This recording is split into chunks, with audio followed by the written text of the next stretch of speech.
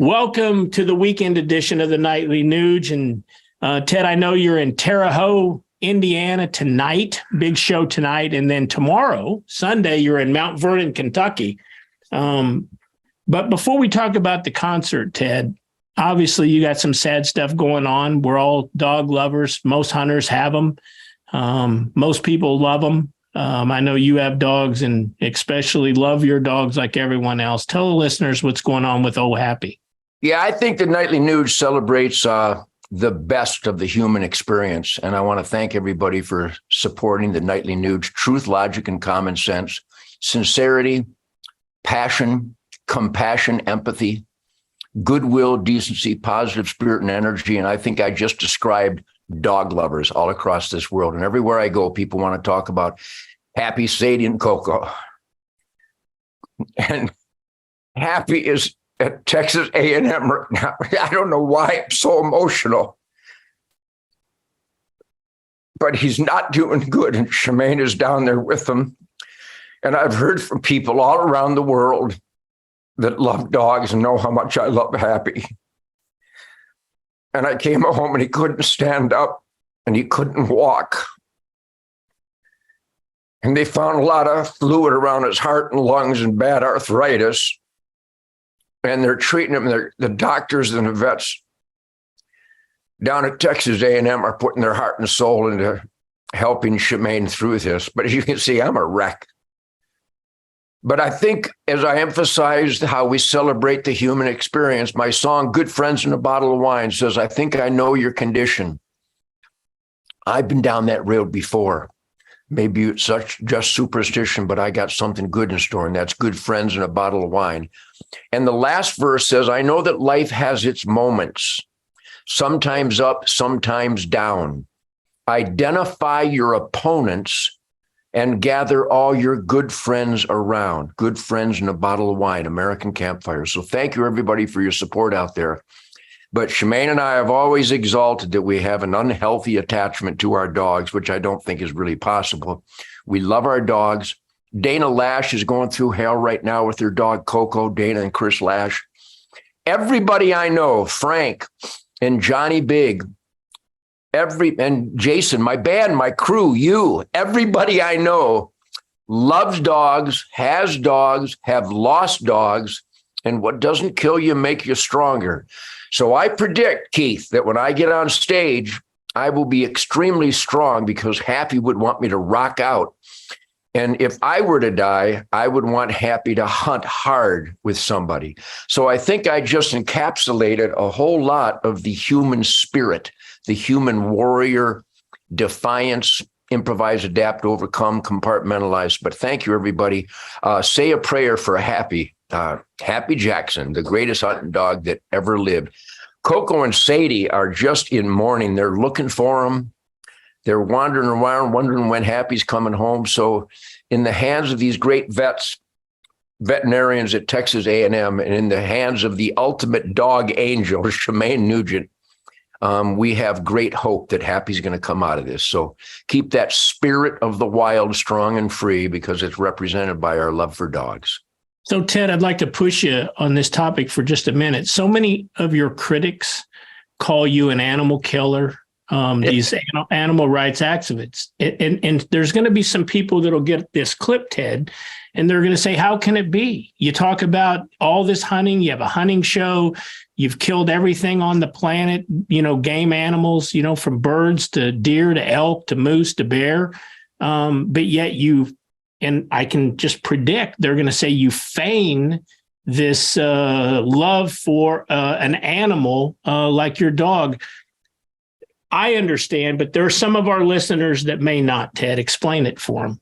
Well, and it's really a perfect job of the Nightly Nuge team to bring up that dichotomy, because those people that don't get it, they have no soul.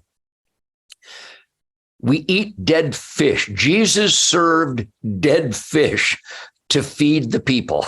I mean, if I have to explain in the insanity of 2023 where nutrition and how God gave us sovereignty and stewardship conservation, reverential utility of his renewable wildlife resources to feed, fortify, clothe, medicate, create tools and weapons and shelter from the animals that he has provided, that Ted Nugent, the author of Wango Tango, might have to explain this simple, natural order of God's miraculous creation is the indictment that the haters have no soul.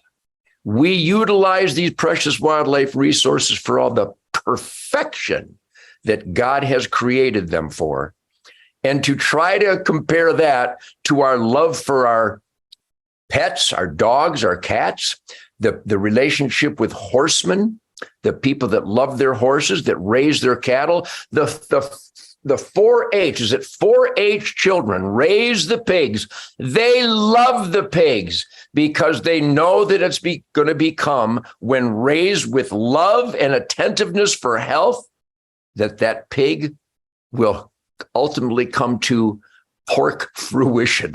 And again, I chuckle because it's great that you brought that up, because we are so overwhelmed and surrounded by lies, dishonesty, manufactured hate. The people that hate me for hunting, that's not real hate. They have to somehow lie to themselves and manufacture the hate, as I am a conservationist, literally saving scimitar horned oryx and various species from around the world because they are valuable as a renewable harvesting resource, where in the countries where you're not allowed to hunt them, they were completely wiped out to make room for cattle and sheep and goats and mangoes and citrus. That this is not a curriculum in the American education system is the ultimate condemnation of the Teachers Union and the National Education Association, because this science, sustained yield, real biology, real reverence for these renewable resources has been wiped out of our education system. The best way to use a tree is to plant them and then cut them to use wood while you continue to plant them, so there is an eternal productivity of timber. It works the same as wildlife. And the guitar player just nailed it. So the haters, they literally have to writhe like squirming snakes in their pit of denial. And I couldn't be more proud that they're confused and lying to themselves, because good, honest, smart people know exactly what I'm talking about. We love our dogs and cats and horses and the kids with their 4-H animals, but we also know that they're not people. If I was talking about the deathbed of my loved one right now, my family member, I wouldn't be able to talk about it because the emotion would be too overwhelming. We love our dogs, and I'm hurting because Happy is hurting, but it's not the same as humans. Sometimes it feels that way, but there is a difference. And honest people of goodwill and decency and honesty, they know that, and those are my friends. Maniacs with no soul are not my friends. I would welcome them to become honest and we could be friends. But as long as you hate and lie, you are ostracized from the good families of this world. I rest my case. Well, Ted, thanks for taking a second. I know you're getting ready to go on stage tonight in Terre Haute, Indiana, and then tomorrow night, Mount Vernon, Kentucky. I highly recommend all of our listeners and viewers go to tednugent.com. If you haven't caught a date on the tour, look at the ones that are coming up. If it's near, or even if it's not near, you make a plan, go see him, because I saw him last weekend in Florida. It was incredible. Ted, have a great night, great rest of your weekend. I'll see you next week on more of the Nightly Nuge. Thank you, Keith, and God bless everybody out there. I'm having the greatest tour of my life. Thank you for your piss and vinegar, your attitude, your spirit, your support, and those middle fingers. They turn me on. And just the most important point of all today, on July 22nd, 2023, it is my beloved, heroic warrior son, Rocco Winchester Nugent's 33rd birthday. Happy birthday, Rocco. We love you. And everybody pray for my beloved dog, Happy.